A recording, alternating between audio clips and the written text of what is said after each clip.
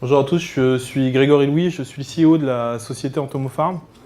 Alors tout d'abord, merci d'être présent puisque c'est ce type d'événement qui permet d'initier de nouvelles collaborations. Lors de cette présentation, j'ai un parcours qui, pour ceux qui le connaissent, qui est beaucoup moins académique que le vôtre. Je vais tâcher de lancer aussi de nouvelles idées sur l'insecte, sur l'utilisation en tout cas des matières premières issues des insectes. Alors depuis 4 ans, avec Clément, mon associé, nous avons créé Entomopharm et épaulé d'une équipe de 18 personnes, nous avons su nous forger une solide expérience sur l'élevage et la transformation des insectes. Notre métier, pour ceux qui le connaissent déjà, c'est de produire des matières premières issues de l'insecte avec notre premier insecte qui est le Ténébrion molitor. Avec une seule philosophie, c'est donc de révolutionner notre cycle alimentaire grâce à l'insecte. Alors, révolutionner notre cycle alimentaire, ça va passer par un business model qui, pour nous, à notre sens, doit être duplicable partout dans le monde. Et grâce à ce business model assez particulier que je vais vous présenter, nous allons pouvoir nous établir un peu partout dans le monde et avoir une capacité de déploiement assez rapide. Notre business model, c'est de travailler justement main dans la main en collaboration avec les agriculteurs. Entomopharm vend des œufs d'insectes aux agriculteurs qui disposent déjà d'un espace de production adapté que nous avons sélectionné. Nous avons ensuite, ces insectes vont rester un certain nombre de jours chez les agriculteurs qui vont y apporter du soin, de l'hydratation grâce à un cahier des charges que nous avons défini avec eux. Passé ce laps de temps, les insectes sont rachetés à maturité par Entomopharm et sont transformés en différents produits qui sont des protéines, des lipides et des matières organiques. Les protéines, je vous disais justement, on axe souvent notre réflexion en disant les protéines d'insectes vont rentrer dans notre alimentation, l'alimentation humaine, bien sûr, l'alimentation animale, mais il y a différentes aussi applications avec ces protéines. On parle de remplacement complètement de la farine de poisson ou farine de soja. Nous, ce qu'on a pu voir dans différentes études qu'on a menées, c'est que pour certains animaux, il fallait aller plus loin dans les études puisqu'on ne va pas remplacer la totalité de la farine de poisson. On a une véritable complémentarité avec la farine de poisson et la farine d'insecte, notamment pour le tilapia. Où là, le produit a pu intervenir comme un additif. Sur les lipides, on va avoir différentes applications également qui vont être pour l'alimentation animale ou travailler sur de l'enrobage de croquettes, pour arriver sur de la flottaison justement pour tout ce qui va être marché aquacole, mais également l'alimentation humaine sur du raffinage justement de ces huiles ou encore le marché des cosmétiques puisqu'on va avoir un produit qui va pouvoir apporter énormément d'élasticité à la peau.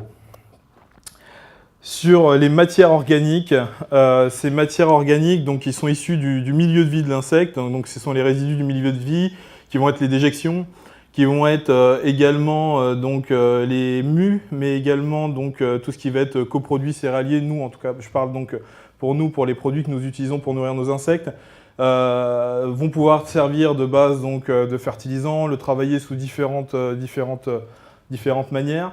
Mais également aussi, on pourrait le travailler, le façonner pour en faire un excellent isolant. C'est un produit qui a une inertie thermique qui est extraordinaire. Alors là, je vous ai parlé véritablement de ce qui pouvait se faire sur le Ténébrion molitor, mais on oublie aussi la mouche soldat. Enfin, la mouche soldat, on ne l'oublie pas, mais on l'utilise déjà, mais le criquet, le grillon et bien d'autres, puisqu'on a aussi tout ce qui va être bombix ou qui va être véritablement riche en oméga 3. On pourrait véritablement travailler sur des équilibres d'huile oméga 6, oméga 3, notamment puisque nous, sur le Ténébrion molitor, on a un produit qui est véritablement riche en oméga 6.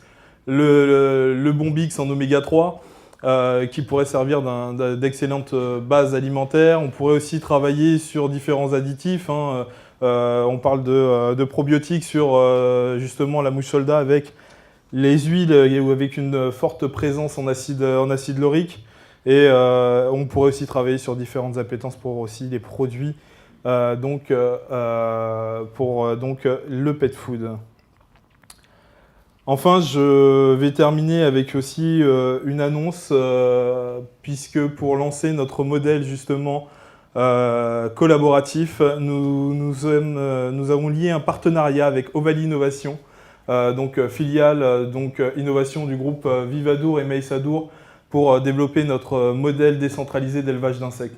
Ce modèle décentralisé d'élevage d'insectes va nous permettre justement d'accélérer avec l'alliance et la force de deux énormes groupes coopératifs.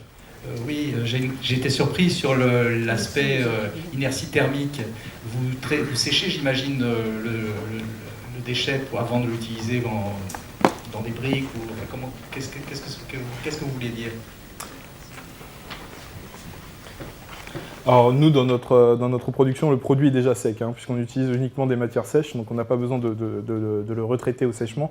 Par contre, on a du traitement thermique pour éviter justement plutôt sur un abaissement thermique, justement on ne va pas chauffer, mais plutôt abaisser la température pour neutraliser justement l'ensemble des résidus qu'il pourrait y avoir. Et on s'est aperçu justement en abaissant cette température que le produit avait véritablement prenait du temps déjà à descendre en température, mais aussi avait aussi cette même capacité lente à remonter en température.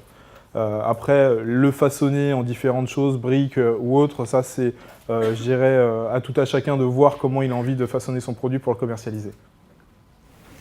C'est la première fois que vous parlez de Bombix Mori. Est-ce que vous pensez qu'il y a un futur pour cet insecte ou pas pour le Bombix? Alors oui, effectivement, je pense qu'il y a un véritable futur pour le Bombix, puisqu'il y a actuellement des travaux qui sont mis en place pour relancer justement la culture de Bombix, ne serait-ce que pour utiliser la soie. Et je pense que le coproduit justement de cette industrie peut être relativement intéressant pour pouvoir travailler sur des huiles. Alors après, à voir comment cette industrie va se relancer pour voir les volumes qui vont être générés et voir la quantité d'huile qui pourra en être sortie. Mais en tout cas, je pense que c'est une piste intéressante qui mérite en tout cas d'être travaillée. Merci.